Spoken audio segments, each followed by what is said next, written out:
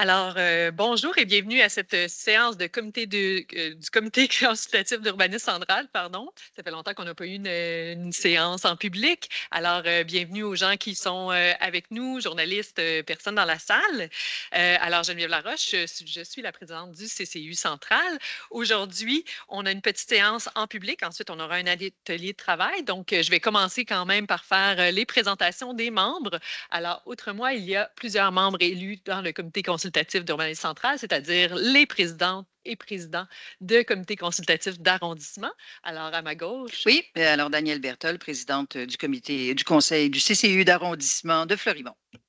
Claude Charon, président du CCU d'arrondissement de Lennoxville. Simonge, président du CCU des Nations. Et Christelle Lefebvre, présidente du CCU de Brompton-Roqueforest-Saint-Élie-Deauville. C'est moi qui ai le plus de lettres. Merci. Et nous sommes aussi accompagnés avec deux de nos membres citoyens. Nous avons deux membres qui devraient arriver sous peu, mais les deux présents avec nous en ce moment, à ma gauche. Chani Ménard. Et Kevin Daigle. Merci. Et nous sommes bien sûr soutenus par les merveilleuses équipes à ma gauche. Bonjour, donc Émilie Audet, directrice par intérim du service de la planification gestion du territoire. Véronique Anger, directrice générale adjointe. Et pour nous présenter les dossiers aujourd'hui, Benoît Lapointe, chargé de compte. Wilson Pereira, chargé de compte aussi. comment? Chargé de compte également. OK. Mais j'ai entendu Sylvain Roche. Puis là, je me dis, moi, je pense que j'ai. Oui, bon. Il y a plusieurs Monsieur David Lacoste, je vais me permettre de vous présenter, qui vient d'arriver avec nous, qui est un de nos membres citoyens aussi, qui a un petit délai car il était à la radio ce matin. Donc, non, le moindre, j'allais l'oublier. Alexandre Ocel-Canuel, secrétaire du comité greffier adjoint. Alors, merci beaucoup à tous d'être présents. On va commencer quand même par adopter notre ordre du jour. Vous avez vu aujourd'hui que nous avons l'adoption d'un procès-verbal plus un dossier à voir qui est un dossier du projet Carré Santé. Alors, ça vous convenait comme ça pour l'ordre du jour? Donc, pour le procès-verbal, c'était la séance publique du 27 juin. Ça fait un petit bout de temps qu'on n'a pas eu de séance publique. C'est pour ça que je regarde les membres surtout qui étaient présents. Est-ce que tout était conforme aux souvenirs que vous aviez des discussions? Bien sûr, on n'avait pas attendu avant de faire de transmettre les commentaires que nous avions discutés à cette séance-ci. Donc, si ça vous va pour le procès-verbal, ça nous mènerait au dossier 7.1.1, donc la demande d'approbation d'un projet particulier de construction, de modification ou d'occupation d'un immeuble, PPC-moi, pour le projet Carré Santé. Je ne nommerai pas l'ensemble des lots, mais nous aurons une présentation par M. Lapointe détaillée.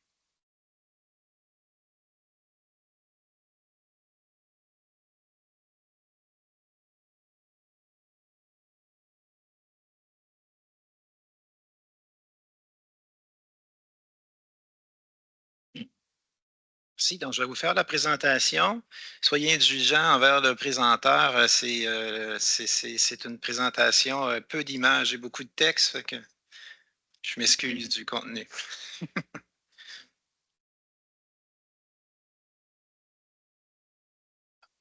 Bien, les images ne changent pas.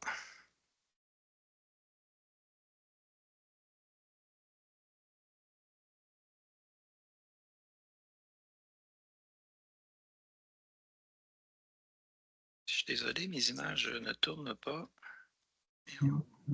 Petit pépin technique, ça ne se va pas.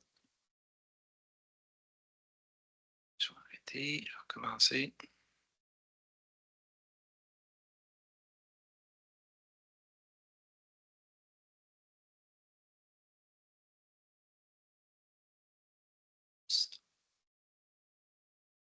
C'était l'écran. Je vais changer.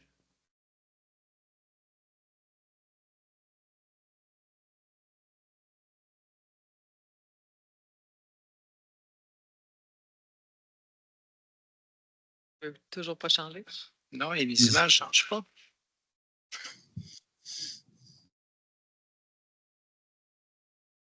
C'est là qu'il faut mettre l'image d'intermède Qu'est-ce que tu fait?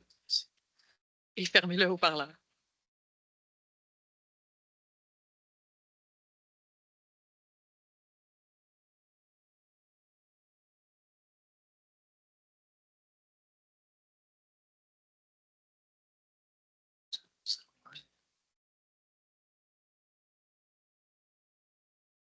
Bon, OK, ben, j'irai d'abord un pas en mode diaporama. Je m'excuse.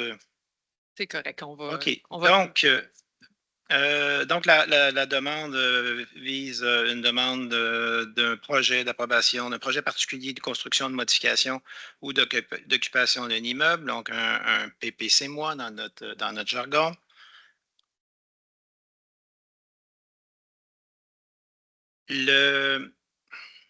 En fait, la mise en contexte, l'objet aujourd'hui de la présentation, ce n'est non pas d'approuver un projet, c'est plutôt d'appliquer ou en fait de modifier le contexte réglementaire, donc toute la partie normative qui va nous permettre éventuellement d'approuver 3 projets. Donc, c'est un projet résidentiel intégré. Donc, c'est une modification, un projet qui est déjà existant. Donc, cette modification, on va revenir au CCU central ultérieurement avec ce projet-là plus particulièrement. Et ça vise également la construction de 2 bâtiments en bordure de la 12e avenue qui sont hors du projet intégré. Donc, la zone visée, c'est la zone en rouge que vous voyez sur la plan avec les zones contiguës au pourtour. Plus particulièrement, bon, on est au cœur ou à l'entrée principale du CHU Fleurimont. Donc, vous retrouvez là, la 12e avenue. Vous voyez le CHU. Donc, notre site est juste un petit peu au sud. On a le parc scientifique qui est tout à côté. Un peu plus avancé. Donc, la situation actuelle. Donc, c'est 3 lots, comme je disais tout à l'heure. Il y a un premier lot qui est formé où on voit les 3 bâtiments au centre. C'est le projet résidentiel intégré approuvé en 2009 qu'on appelle Carré Santé. Et il y a 2 autres terrains qui sont en bordure de la 12e avenue. Un terrain qui comprend un immeuble de 11 logements et un autre d'une résidence unifamiliale isolée. Donc, on les voit ici sur le plan. Donc, le premier triangle, c'est le projet intégré. Vous reconnaissez un peu là, les bâtiments qu'on y retrouve. C'est des bâtiments de 28 à 42 logements.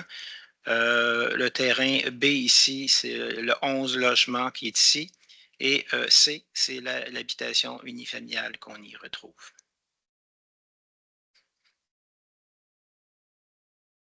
Ici, je vous présente, c'est une image de 2009. Donc, c'est le projet intégré qui avait été approuvé à l'époque, qui comprenait 7 bâtiments de 24 logements. Donc, ultérieurement, comme je vous disais, on va vous revenir pour venir modifier ce projet-là.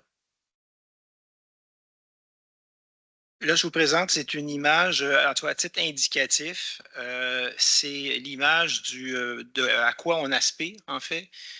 Toute la modification réglementaire qui est proposée à l'intérieur du PPC-moi est faite en fonction de cette image-là. Donc, l'objectif, c'est qu'à l'ultime, on arrive à peu près à l'image que vous voyez là. Donc, on retrouve le projet intégré qui sera modifié. On retrouve en plupart les 3 bâtiments existants. Donc, éventuellement, 2 autres bâtiments vont venir se greffer à ce projet intégré-là. Il y a une construction qui aurait lieu à l'intersection de James Quintin et de la 12e avenue, une commerciale et publique, et une autre construction résidentielle sur la 12e avenue. Au jour 1, en fait, il y a ici l'habitation de 11 logements qui serait conservée et à l'ultime, cette propriété-là serait détruite de manière à ce que le bâtiment à l'intersection de James Quintin et 12e avenue puisse être agrandi. Donc, ça va s'arrêter là, les images pour la présentation. Donc, tout ce que je vais dire après ça, c'est dans le but d'arriver à l'ultime à cette image-là. Et juste pour repréciser, surtout pour M. Degg qui n'était pas là, nous, on avait déjà commencé à travailler sur le dossier aussi du PRI pour commencer à donner des orientations. Donc, c'est quelque chose qu'on avait déjà eu des échanges avec le promoteur. Il va nous revenir de toute façon pour vraiment parler plus précisément du projet PRI. Donc, Ce qui est recommandé, en fait, c'est d'ajouter par rapport aux usages qui sont déjà autorisés. Ce qu'on viendrait ajouter dans cette zone-là, c'est les usages C2, C3, donc les commerces de détail et de services en général, plus des services professionnels, personnels et spécialisés, garderie, ressources d'hébergement temporaire pour fin d'aide et maisons de convalescence. Ensuite, éducation, niveau secondaire, collégial et universitaire, services sociaux ou de soins, dont un centre d'hébergement et un soin de longue durée, et un centre de santé de services sociaux, puis un centre de réadaptation, puis finalement un centre local de services communautaires. C'est les usages qu'on viendrait ajouter. Et c'est l'ensemble de ces usages-là sont limités. En fait, aucune de ces usages-là pourrait avoir une superficie supérieure à 10 000 m². Garde de plancher, évidemment. Et aucun de ces usages-là ne peut avoir plus de ça ou c'est les additions de chacun? Aucune ne peut pas avoir plus. Chaque usage ne peut pas être plus grande que 10 000 m². Parfait.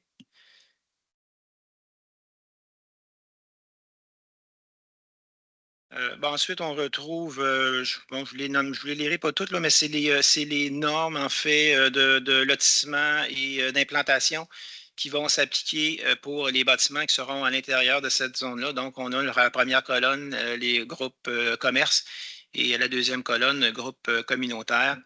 Donc, je pense que je vais focuser davantage sur le nombre d'étages. Là, on irait jusqu'à 6 étages dans cette zone-là. Le reste, les normes d'implantation ou de lotissement, mais c'est des normes usuelles qu'on retrouve normalement pour ces usages-là dans nos autres zones sur le territoire. Et à titre comparable, je pense que le CHU a une dizaine d'étages. Exact. Exact. J'ai une question. Oui. Juste pour bien comprendre la situation. Le 10 000 m², le lot total à la fin, la superficie totale du terrain, c'est combien de mètres carrés? Là, ça dépend de quel lot on parle. En fait, il y a trois lots au total dans le projet. Puis quand je vous parle de 10 000 m², c'est du plancher, c'est pas du plancher, c'est pas du footprint. C'est pas du superficie au sol. OK, c'est bon. Ouais, c'est ça ma question. Okay. C'est bon, merci. Donc, en fait, dans un PPCMOI, ce qu'on fait normalement, on fait des dérogations. Donc, à quoi on déroge par rapport aux normes actuelles, puis il y a des conditions qu'on peut mettre à ça. Des fois, les conditions sont associées à la dérogation, mais d'autres fois, non. Donc, les prochaines images ou les prochains tableaux que je vais vous présenter, c'est l'ensemble des dérogations, des conditions qui vont s'appliquer au projet.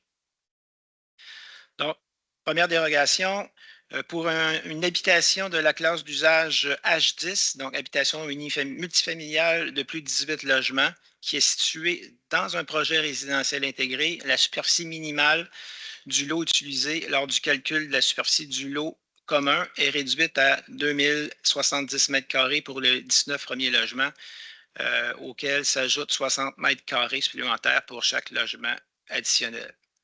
De façon générale, on est plutôt dans le 90 m² là, pour nos projets intégrés.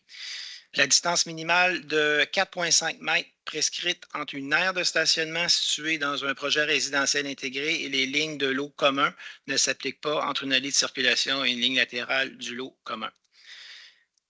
La distance minimale prescrite entre une aire de stationnement située dans un projet résidentiel intégré et les lignes de lot commun est réduite à 1,5 mètres entre toute partie d'une aire de stationnement déjà aménagée dans un tel projet à la date d'entrée en vigueur du présent PPCMOI et une ligne d'emprise de rue.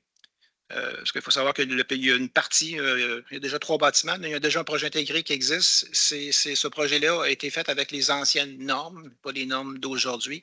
Donc, dans les cas où cette marge de 4,5 mètres ne sera pas respectée, dans les conditions, là, on vient exiger un aménagement paysager qui va dissimuler l'aire de stationnement.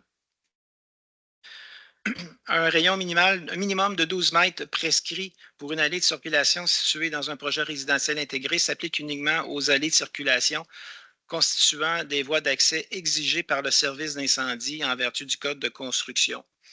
Le projet prévoit plusieurs allées de circulation. Évidemment, le camion incendie doit circuler dans ces allées-là pour rendre le service. Donc, on a mis les dispositions minimales pour que le camion puisse circuler seulement là où ils circulent et non pour les autres allées de circulation.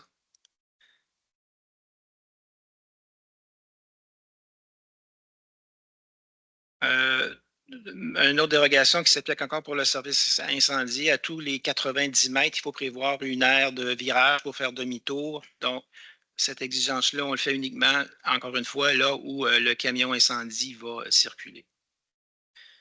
L'accès véhiculaire à une propriété qui doit se faire directement à partir d'une rue adjacente à l'immeuble n'est pas obligatoire dans les cas suivants.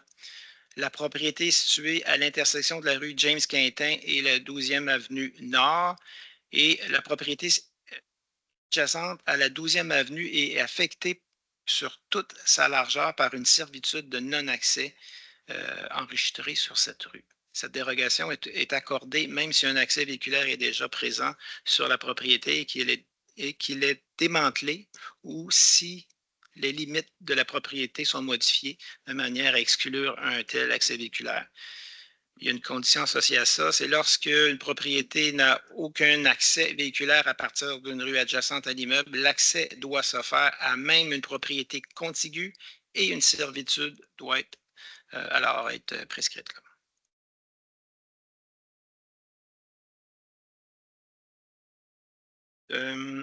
Pour tout usage du groupe habitation, une aire de stationnement est autorisée dans la cour avant lorsque cette cour fait face à la 12e avenue Nord, mais elle demeure interdite dans la marge avant.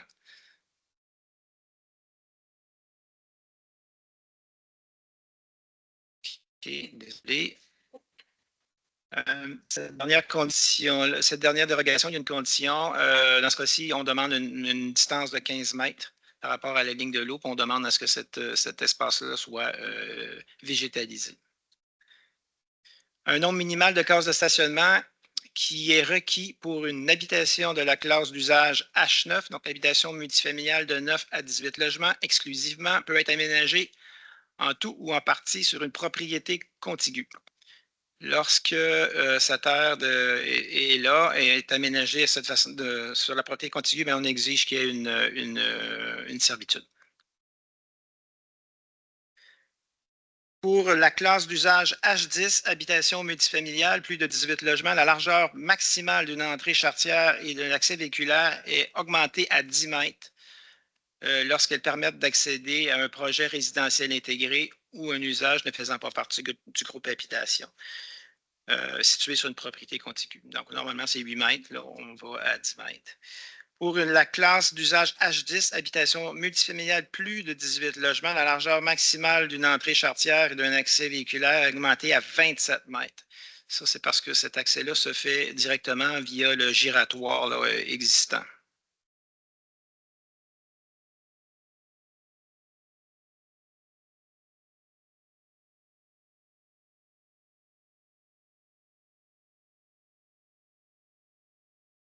Ensuite, malgré toute disposition contraire, il est autorisé pour tous les usages qu'une allée de circulation traverse une ligne latérale ou arrière de terrain pour permettre aux véhicules d'accéder aux propriétés contiguës.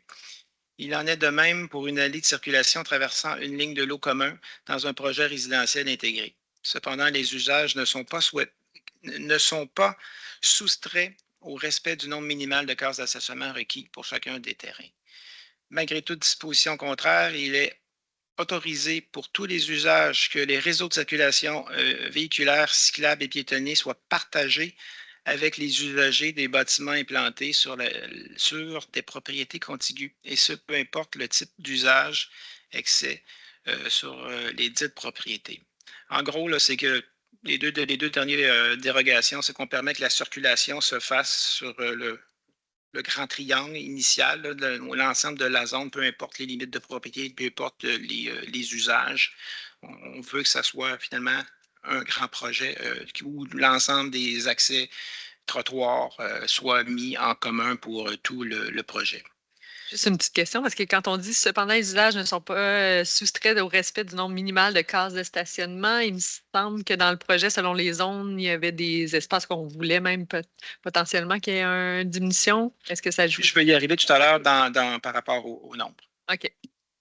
Pour tout terrain où une habitation est construite ou agrandit les bandes végétales qui doivent être conservées ou aménagées entre une aire de stationnement et les lignes latérales ou arrière du terrain ne sont pas requises aux endroits où une allée de circulation traverse une telle ligne de terrain.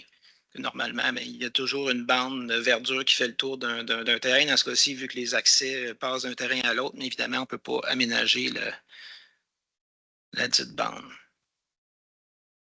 C'est beaucoup de conditions autour du fait qu'on a une allée de circulation qui traverse plusieurs lots. Pour tout terrain ou bâtiment commercial ou public, communautaire est construit ou agrandi, les bandes végétales qui doivent être conservées, bon, c'est la même chose encore. Tout à l'heure, c'est pour le résidentiel, c'est pour le commercial et communautaire et public.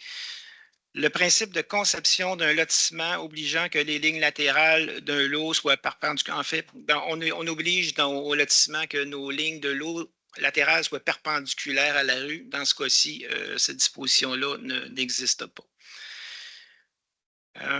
Pour la classe d'usage H10, habitation multifamiliale, plus de 18 logements, le nombre maximal de cases de stationnement extérieures est limité à 1 par logement. Puis la norme s'applique même si ça fait partie d'un projet intégré. Ensuite, les autres conditions. Pour les usages ne faisant pas partie du groupe habitation, le nombre maximal de cases de stationnement extérieur est de 75 cases.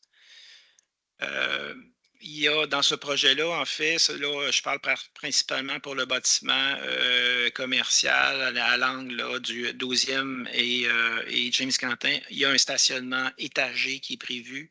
Donc, quand on parle de cases extérieures, c'est les cases qui sont sur le niveau supérieur de l'aire de stationnement, mais toutes les autres ne sont pas comptabilisées dans cette disposition-là. Mais ça comprendra également les autres cases qui seraient réparties ailleurs sur le site. Là. L'aménagement d'une nouvelle entrée charretière et d'un nouvel accès véhiculaire qui donne sur la rue James Quentin est interdit. Lors de la construction d'un bâtiment principal ou à la suite d'une coupe d'arbres autorisée au règlement 1200, les conditions suivantes s'appliquent à tout usage principal. Au moins un arbre par 200 mètres carrés de superficie de terrain doit être planté sur le terrain. Lors du calcul, toute fraction doit être considérée comme un arbre additionnel. Au moins le tiers des arbres à planter doivent être situés dans la marge avant secondaire ou avant latérale, et dans la cour avant ou avant secondaire.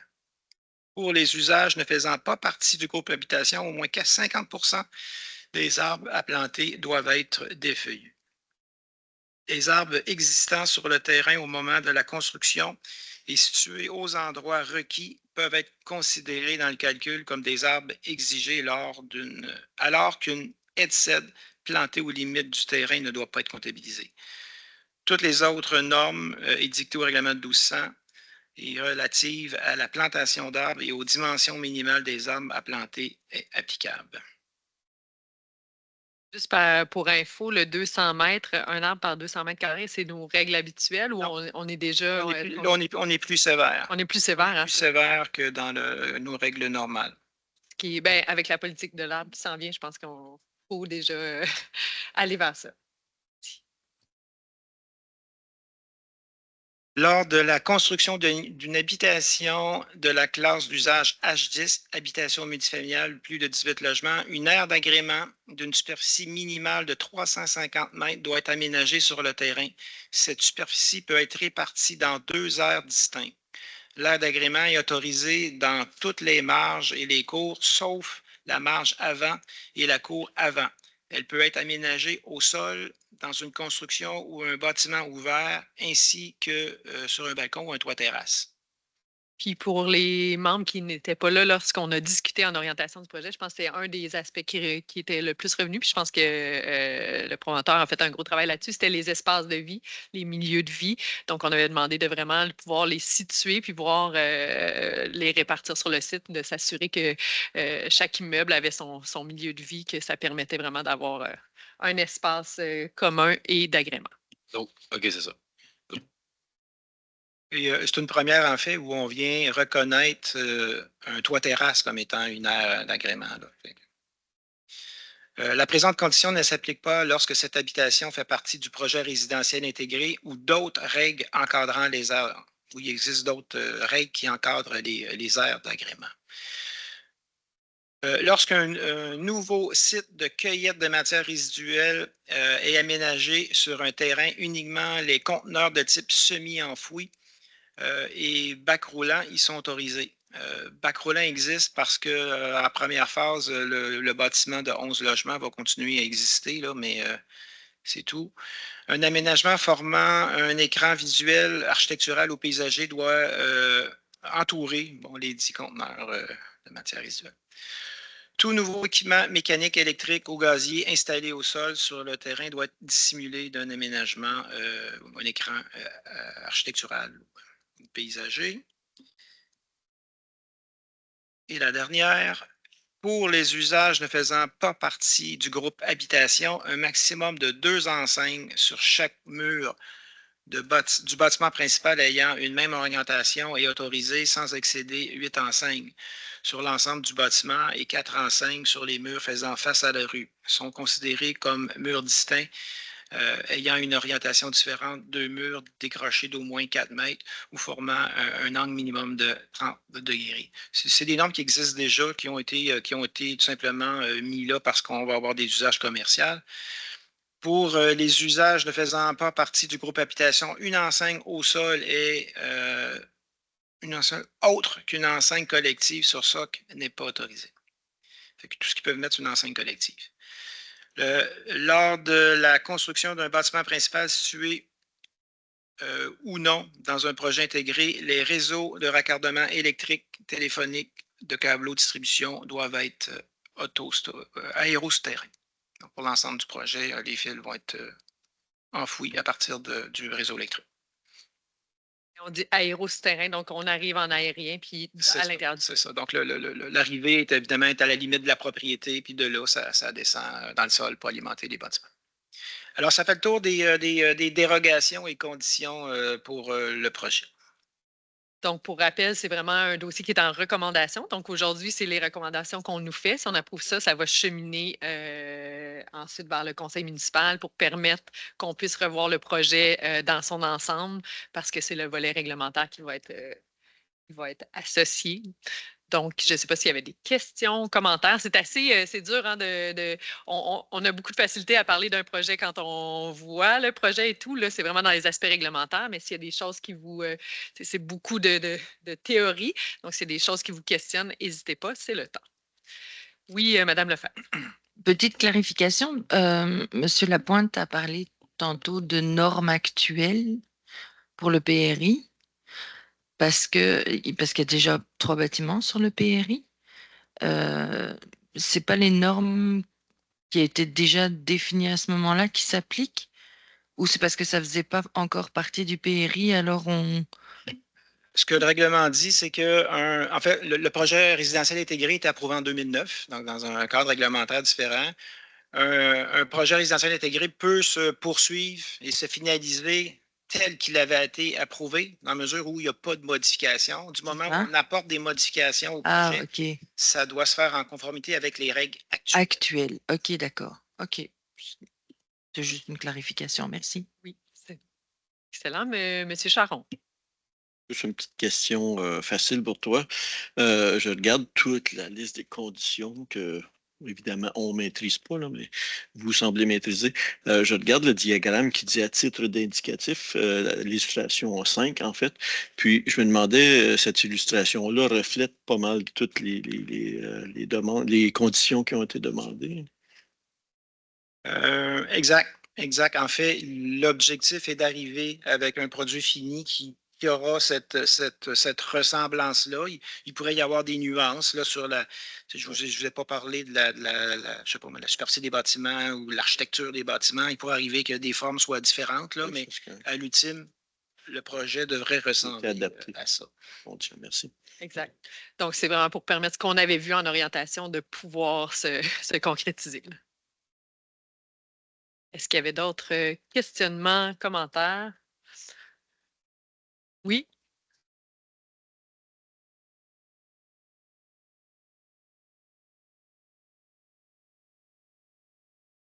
Ben, oui, peut-être juste venir poser la question comme ça, s'il y a des gens qui réécoutent la séance, juste.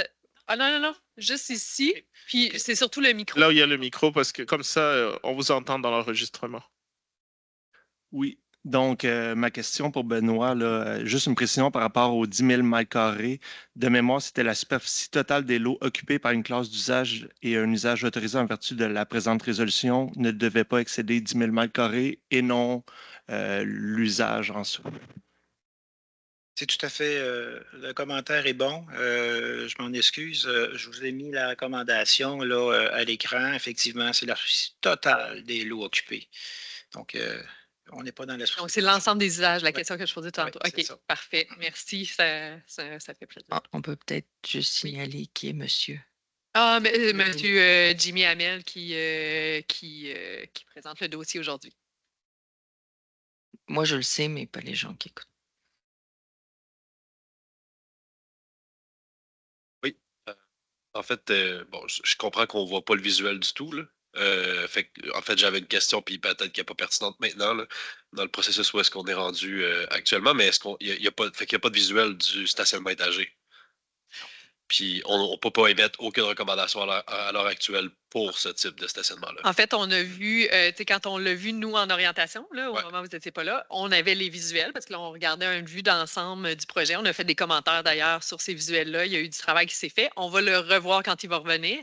Là, en ce moment, au stade des dérogations et tout au réglementaire, on est juste en train de dire un nombre de places, un nombre de. Mais après ça, ça va revenir pour recommandation ici avec l'ensemble des visuels. OK, excellent. Puis je me demandais sur les images que vous nous avez présentées, on voyait l'accès véhiculaire depuis la 12e avenue. Est-ce que c'est quelque chose que vous avez déjà discuté? Est-ce que c'est obligatoire? Je pense aux gens qui vont bypasser par là pour ne pas rentrer par l'accès principal dessus.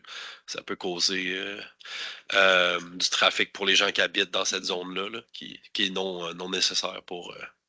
Ben, en fait, le volet circulation, ça a été un enjeu majeur dans ce projet-là. Il y a eu beaucoup de discussions entourant ce volet-là. Le ministère des Transports en fait partie, considérant que la 12e avenue est une route appartenant au ministère. Ouais. Donc, il y a des études de circulation qui ont été données par le promoteur. Puis, ben, la circulation, en fait, par la 12e avenue, mais pour aller directement au CHU, on ne voit pas l'avantage, là, honnêtement.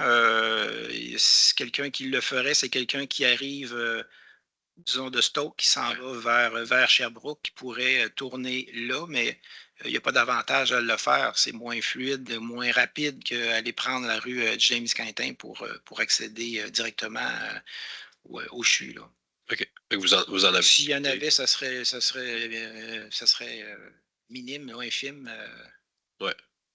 Mais ça a été un gros sujet de discussion quand on a vu le dossier en orientation, toute l'aspect circulation. Il y a eu une étude qui a été demandée, qui a été réalisée. Donc, c'est vraiment un sujet qui a été largement. C'est correct. Je veux dire, il y avait de craintes, de bon. Puis encore, mais là, je pense qu'on est arrivé avec un consensus. OK, parfait. Ben, merci. Puis, dernier truc, après, j'ai plus de questions. On a parlé là, des types de services, là, puis j'ai retenu le mot gaz. Je me demandais, tu sais, considérant qu'on veut décarboner le Québec, est-ce qu'on doit autoriser l'utilisation du gaz? Puis si oui, pour quel type d'autorisation?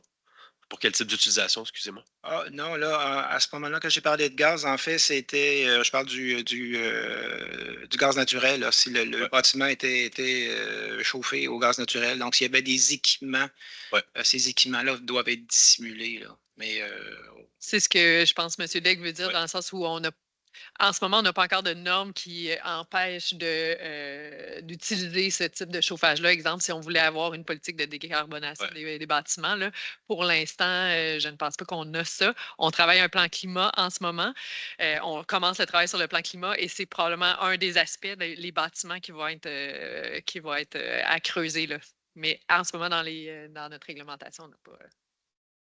Je ne sais pas, par contre, s'il y avait s'il y avait une possibilité, s'il y avait déjà une prévision dans ce sens-là. Nous, on le met de fait pour être sûr que s'il y en a, c'est camouflé. Mais je ne sais pas si vous savez, M. Hamel, pas à ce stade-ci. Hein, non? On peut quand même noter que nous, on serait favorable à le moins d'empreinte carbone possible si ça concorde avec les projets. Tout à fait. Merci. Est-ce qu'il y avait d'autres commentaires? Non? Donc, je comprends que l'ensemble des membres sont favorables avec les recommandations pour qu'on puisse aller de l'avant avec ces modifications. Bien, merci beaucoup. C'est ce qui mettrait fin à notre séance publique, pas plus compliqué que ça. On peut peut-être se donner un petit 5 minutes, laisser les gens sortir. De toute façon, j'avais annoncé à 9h45 pour la séance d'atelier. 8 clos. Merci beaucoup.